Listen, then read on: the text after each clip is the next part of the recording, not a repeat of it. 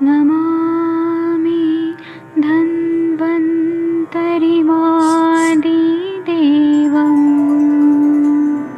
सुरासुरैर्वन्दितपादपद्मम् लोके जरामृत्युनाशम्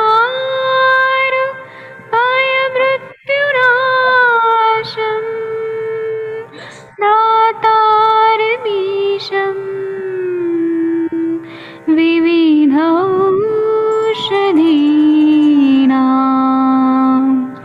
शङ्खं चक्रं जलौकां दधतं मृतघटं चारुतोर्भिश्चतुर्भिः सूक्ष्मस्वच्छादिरुद्यं शुकपरिविलसन् मौलिमं भोजनेत्रम् कालाम्बोदोज्ज्वलाङ्गं कटितटविलसत् चारुपीताम्बराढ्यं वन्दे धन्वन्तरिन्तं निखिलगदमिव प्रौढदावाग्निनीलम्।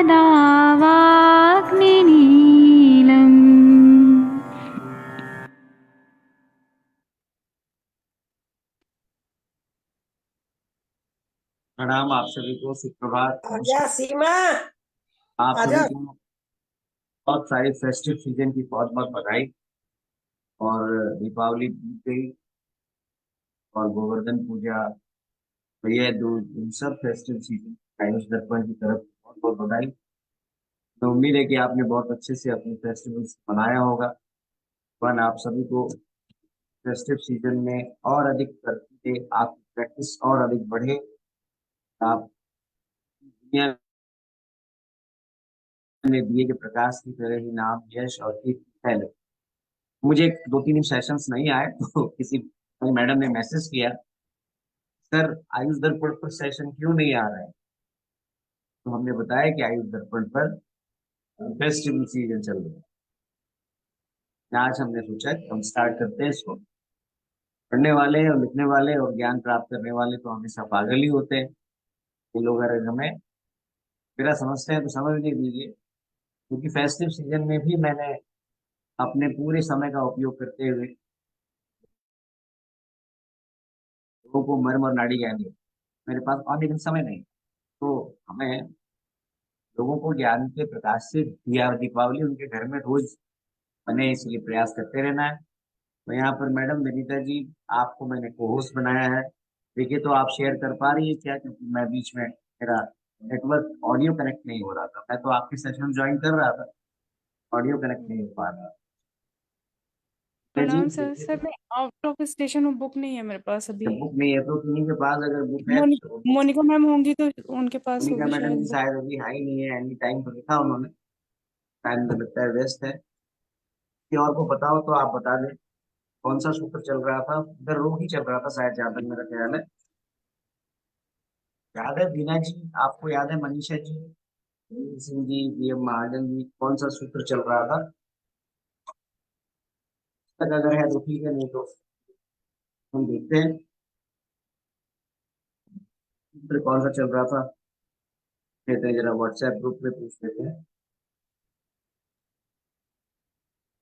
अध्याय 15वां सूत्र नंबर है 125 सर। जी अध्याय 15वां और सूत्र नंबर 125। 125 ज्यादा लंबा नहीं करेंगे सेशन हम आज, आज ही कवर कर देंगे। 125, यस। उधर लोगों में वर्ज्य यही चल रहा था ना मैम, क्या नहीं लेना चाहिए। हाँ सर। बहुत बढ़िया। तो ये सूत्र आपके पास मैंने, तो मैं शेयर कर देता हूँ। ये सूत्र है, उधर रोगियों में वर्ज करके है, मैं पढ़ देता हूँ। अत्यर्थोष्णाम लवणम क्षम ग्राही हिमम तैल कृतम साकम पारीपानावगाहयो आयासाग्रदिवा स्वप्न ज्ञानानि च परित्यज्य परित्यज्य। यानी कि यहाँ बताया गया है कि उदर रोगियों में अतिशय उष्ण, अम्ल, लवण, रुक्ष, ग्राही, शीतल, गुड़ या तेल से बनाई हुई वस्तुएं, शाक पीने और स्नान में जल, परिश्रम, यात्रा, दिन में सोना, ये सभी उदर रोगी को छोड़ देना चाहिए। तो यहाँ बताया गया, मैं इसको शेयर करने का प्रयास भी करता हूँ, और इस पे अगर आप चर्चा करना चाहें तो आप कर सकते हैं। और ऑब्वियसली ऐसा है कि देखिए, उष्ण उष्ण को यहाँ पर लिखा है कि आप ना दें, उष्ण द्रव्य ना दें, अम्ल द्रव्य ना दें, लवण द्रव्य ना दें, उच्च भी ना दें, ग्राही भी ना दें, शीतल भी ना दें, भारी भोजन भी ना दें, गुड़ या तेल से बनी हुई वस्तुएं भी ना दें। ये यहाँ पे स्पष्ट रूप से बताया है। साथ साथ साफ पीने और स्नान में जल और परिश्रम, अत्यधिक परिश्रम ना करे व्यक्ति, यात्रा, दिन में सोना और सवारी चढ़ना, यानी कि प्रकार के यान आदि, यानी कि किसी भी प्रकार का मूवमेंट, ट्रैवल आदि जो है ना करे, ऐसा बताया है। इनको त्याग कर देना चाहिए, बताया। तो ये उदर रोगियों में वर्ज्य विषय बताए हैं, मैं आपको शेयर कर देता हूँ। क्यों सर बताया होगा वनिता जी की उष्ण, अम्ल, लवण हमने नहीं देना है, कोई बताएंगे इसमें? सर इसके पहले के श्लोक में क्या करना है पथ्य ये हाँ, बोल दिया है, और ये श्लोक में क्या नहीं करना है आहार विहार ये जी जी बोल जी, दी। मैं कर रहा हूँ, ये तो मैंने किया, चढ़ा हूँ। जी जी, इससे पहले लिखा है उदर रोगियों में क्या करना है, पथ्य क्या है, तो उसकी भी चर्चा आपने करी होगी निश्चित। ने बताया कि बहिर्मंद त्वाम आयाति से कुक्षी प्रपूरते तस्माद बोधयानानि बोधयानि दीपनानि दम्नि च दम पंचमूलान अल्पम कटुस्नेह कटुनि च। यानी कि अग्नि मंद होती है और दीपन गुण वाले लघु आहार खाने चाहिए, जो आहार बृहद पंचमूल के साथ बनाए और थोड़े अम्ल, लवण और स्नेह तथा कटु रस वाले होने चाहिए। ये क्या करना चाहिए बताया, और यवागवादी में क्या देना चाहिए, ये भी इससे पहले 123वें और 24वें सूत्र पर आप शायद चर्चा कर चुके हैं। तो ये भी यहाँ पर मेंशन है कि भाविता नाम गवाम मूत्रे षष्टिका नाम च तंडुले यवागुम पैसा सिद्धा प्रकाम भोजय नरम विभेदिक्षुरसं चानु जाठराणाम निवृत्तये स्वम स्वम स्थानवद्यं तेषां वात पित्तकफासता। यानी षष्टिकशाली चावल को गोमूत्र से भावित करके इनसे दूध में बनाई यवागु को इच्छानुसार रोग को खिलाएं, जिससे इनका रस उदर रोग की शांति के लिए प्रकार से वात, पित्त और कफ अपने अपने स्थान पर पहुंच जाते हैं, यानी दोष है वो अपने अपने स्थान पर पहुंच जाते हैं। पहले पढ़ लिया है यहाँ ये, मैं इसको शेयर कर देता हूँ। कोई आपने इस पर चर्चा करनी है, क्यों इसको वर्ज्य बताया होगा या क्यों इसको ये पथ्य बताया होगा, जहाँ तक पे कुछ चर्चा करनी है तो आप कर सकते हैं, मैं शेयर कर रहा हूँ। ये आ गया आपके सामने, ये आ गया, दिख रहा है आपको कि ये जो है वर्ज, देखिए आप, तो पे किसी के पास टीका है तो आप टीका पढ़ सकते हैं, किसी के पास भी अगर टीका है तो आप टीका पढ़ सकते हैं। मेरे पास टीका नहीं है, अगर है मैडम आपके पास टीका? मेरे पास तो नहीं है सर। किसी के पास अगर टीका हो तो आप पढ़ सकते हैं। शांत हृदय की पूरी मैडम यहाँ पे कोई और आ रही तो ट्रैवल में मनीषा जी की शायद मुझे लगता है कहीं। चलिए कोई बात नहीं, हम इसी को आगे कंटिन्यू करते हैं उधर लोगों में। तो देखिए क्या है कि सब जानते हैं कि उष्ण, अम्ल, लवण, रुक्ष, ग्राही, शीतल, गुरु, गुरु गुड़ या तेल में बनाई हुई वस्तुएं, शाक पीने और ये सभी चीजें, परिश्रम है, यात्रा है, दिन में सोना और सवारी को फिर हम छोड़ दें। तो कुछ कुछ चीजें जो ऐसी है जिसमें कि अगर हम ये कहते हैं ना कि ये अ, कि इसको और बढ़ाएगी, क्षय और अनुक्षय की बात करते हैं यहाँ पर, जिससे जो है जिससे लाभ होता है और जिससे लाभ नहीं होता है, जो हम कहते हैं जो हमारे लिए पथ्य है और कुछ चीजें अपथ्य हैं, तो उनमें ये चीजें जो है कंबाइंड में उदर रोगियों में मना की गई है। क्योंकि अगर अतिशय उष्ण लेंगे तो भी उदर रोगियों में समस्या आएगी। अम्ल, लवण, रुक्ष, ग्राही और अत्यधिक शीतल, अत्यधिक गुरु, अत्यधिक दूध आदि गुड़ से बनाई हुई चीजें, अत्यधिक तेल से बनाई हुई चीजें, शाक आदि का सेवन करेंगे, विभिन्न जो प्रकार के जो उदर रोग है उनमें भी तकलीफ हो सकती है। ट्रैवल आदि करने पर, चूंकि वैसे भी कई बार जलोदर आदि की स्थिति में पेट में पूरा पानी भरा हुआ होता है, और उधर जिसे हम कहते हैं, तो उसमें अगर ट्रैवल करेगा तो व्यक्ति और ज्यादा उसके लिए तकलीफदेह होगा। आप सब जानते हैं कि है उधर जब उधर आदि का कारण भी है वो पोर्टल हाइपरटेंशन की वजह से होता है। कहीं ना कहीं उसमें हमारे यकृत का भी इन्वॉल्वमेंट होता है, यकृत दालोदर भी कहते हैं जिसे। तो ऐसे में जो है कहीं ना कहीं पोर्टल वेन के रप्चर होकर के और ज्यादा खतरनाक इमरजेंसी कंडीशन डेवलप है। और दिन में सोना भी आप जानते हैं कि कहीं ना कहीं वर्ज्य किया गया है। हमारे सोना जो है वो और ज्यादा गुरुता को बढ़ाता है, कफ को बढ़ाता है। और ट्रैवल आदि सवारी आदि को इसलिए छोड़ देना चाहिए क्योंकि पुराने समय में सड़क जो थी वो इतनी अच्छी नहीं थी, लोग रथ में यात्रा करते थे। आज भी जो है, हालांकि हमारे नितिन गडकरी जी ने बहुत अच्छी सड़कें बना दी है, पर फिर भी जो है शहर के अंदर की सड़कों का कुछ कह नहीं सकते। कहीं पर भी खड्डे हो सकते हैं, कहीं पर भी कुछ प्रॉब्लम हो सकती है, या गाँव की सड़कें आज भी कैसी है वो नहीं कह सकते। तो खैर से ये सभी चीजें है उसमें अगर कराई तो ये फिर कारण बन जाएंगे और इससे क्या है, फिर रोग बढ़ जाता है। अगला सूत्र बहुत अच्छा है, 126वां, 27वां और 28वां। अगर आप पढ़ना चाहें तो पढ़िए ना, मैंने शेयर किया हुआ है आपकी सुविधा के लिए। यहाँ पे विनीता मैडम जी, आप अगर ट्रैवल में हैं और अगर आपको दिखता है तो आप पढ़ सकते जी सर, प्रणाम सर, पढ़ देती हूँ।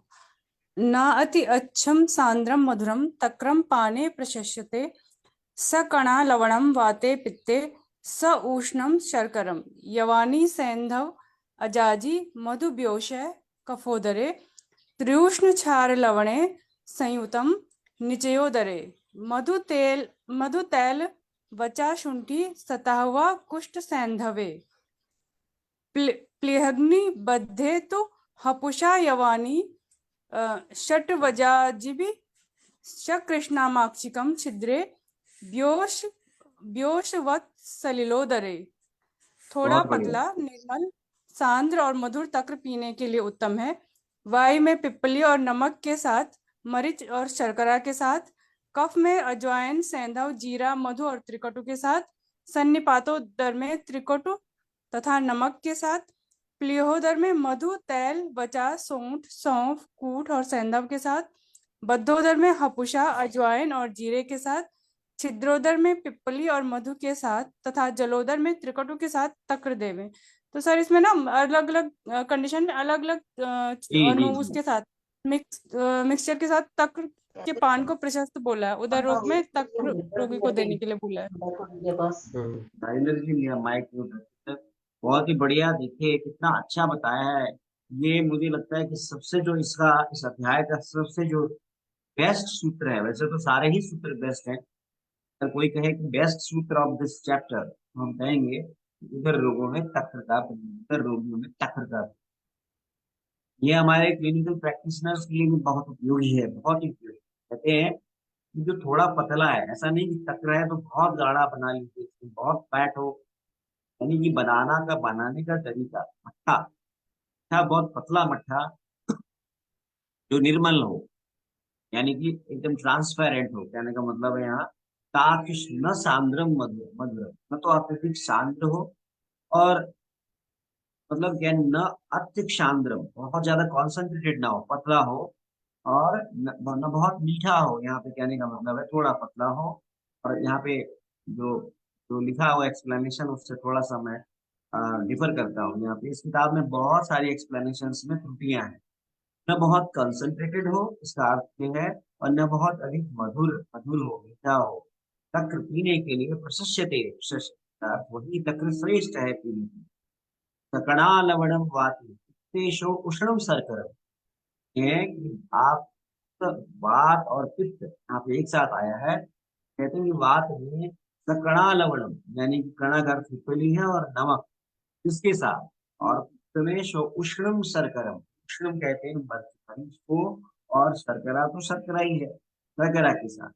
जवानी सैंधव अजाज मधु योशो कपूदर, और कहते हैं कि कपूदर में क्या दें तो जवानी अजवाइन दे, सैंधव दे, अजाजी अजाजी जो है वो जीरे को कहते हैं, और मधु मधु मधु हो गया शहद, और व्योषेह का अर्थ यहाँ पे है, व्योषेह का अर्थ है टिकटू। टिकटू को आप इस प्रकार से देख सकते हैं कपूदर में। त्रियुष्ण क्षार लवणे संयुतम नीचयोदरे, इसका अर्थ ये है कि सन्निपात उदर, त्रयोदरे का अर्थ है सन्निपातोदर में त्रियुष्ण की, आप सब जानते हैं त्रियुष्ण किसको बोलते हैं, तीन उष्ण नहीं, क्या है विद्या जी त्रियुष्ण बताइए।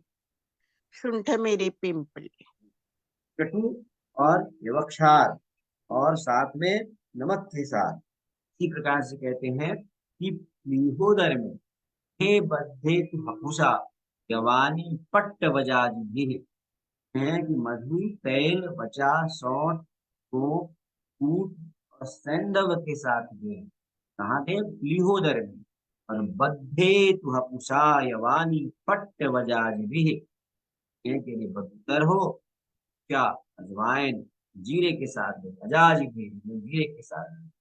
और लिखते हैं कि सलिलोदरे यानी उद्गोदर में, यहाँ पे कहते हैं कि सकृष्णामाक्षिकम छिद्रे व्योस वत्सर सलिलोदरे, यानी कि आपने पिप्पली मधु का जलोदर में कटु के साथ है वो तख्त को दे। और इसमें आपको एडिशन करना हो, ये बहुत ही बेस्ट सूत्र है, हमारे प्रैक्टिशनर्स के लिए बहुत काम का है, क्योंकि वो एक प्रकार से क्या दे सकते हैं मट्ठे के साथ, उसमें बहुत चर्चा करते हैं। जिनको यहाँ पीजी की तैयारी करते हैं, बहुत सारे लोग हमारे यहाँ से पीजी में भी सिलेक्ट हुए हैं। मैं देख रहा था यहाँ पे मैडम का बहुत अच्छा नंबर था, बहुत अच्छा मार्क्स था, और हमारे यहाँ शशि तिवारी जी हैं, उनका भी सिलेक्शन हुआ है, बहुत सारे लोगों का सिलेक्शन हुआ है। तो निश्चित रूप से वो सिलेक्शन इसीलिए हुआ है क्योंकि वो लगातार जो है यहाँ पर सेशंस अटेंड करते हैं और पढ़ते हैं, शास्त्रों से दोस्ती जिन्होंने की, का तो सिलेक्शन होना ही है बिल्कुल। बधाई है स्मिता घोष घाटे जी का, कि जो है उनका सिलेक्शन हुआ, आपको बहुत बहुत बधाई।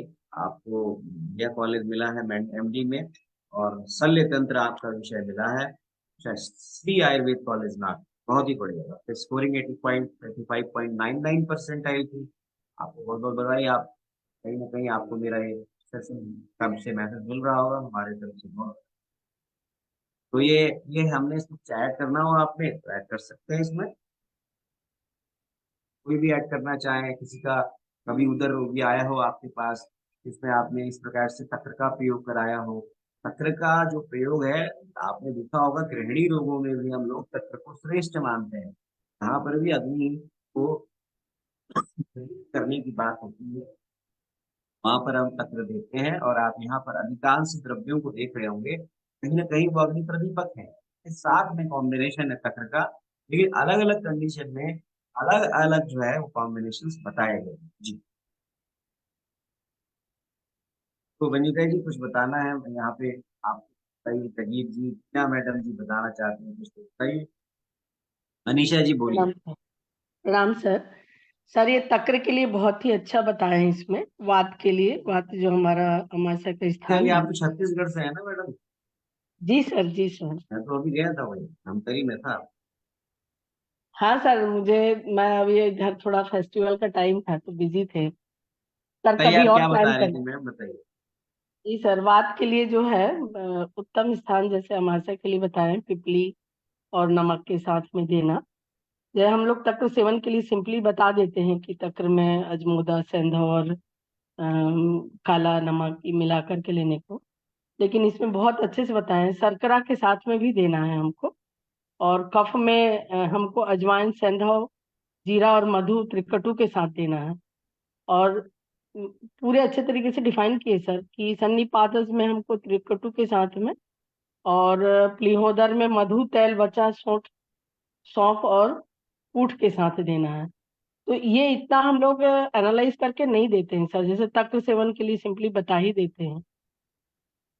तो इसमें बहुत अच्छे से त्रिकटु कहाँ देना है हमको, शर्करा का प्रयोग कहाँ करना है, वचा, सौंठ और सौंफ का कहाँ प्रयोग करना है, लिहोदर में, सिद्धोदर में जैसे कितना बढ़िया बता दिए, पिपली और मधु के साथ।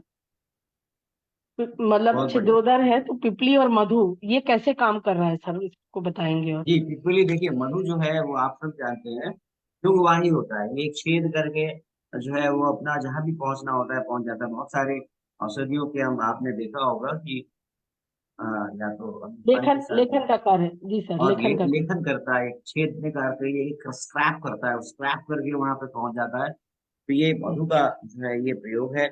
और यही यही जो है आपने देखा होगा, ऐसा ही जो प्रयोग है वो पिपली भी करती है, पिपली का भी ऐसा ही प्रयोग है कि प्रकार से देते हैं।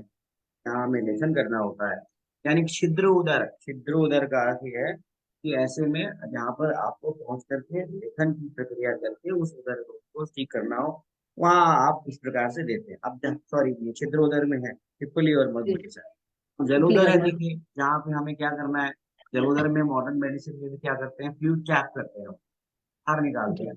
तो यहाँ पर कहीं ना कहीं ऐसे द्रव्य लेने हैं जो उसके भी हाथ में जो है वो भी प्रदीप रखें के साथ देते हैं, क्योंकि उदर रोगी में पेट फूल जाता है, जलोदर वाले रोगी में बड़े तकलीफ में रहता है, वो पेट में जी, भारी जी, भारीपन रहता है। और इसको या तो हम ऐसी औषधि देंगे जो डायूरेसिस करे, यानी मूत्र के मार्ग से उस अत्यधिक जो दूध वहां जमा हो रहा है उसको बाहर निकाले। तो यहाँ पर हम लोग जो है वो निश्चित रूप से जो है वो सलिलोदर में बताया है कि आप तत्वों के साथ करते हैं। लेकिन जो बात एक कॉमन है वो ये है कि तत्व को सभी प्रकार के उदर रोगियों में हमने प्रयोग में देखा है, कॉम्बिनेशन बदल दिया हमने, अलग अलग जी, द्रव्यों के साथ में तक्र कॉमन है।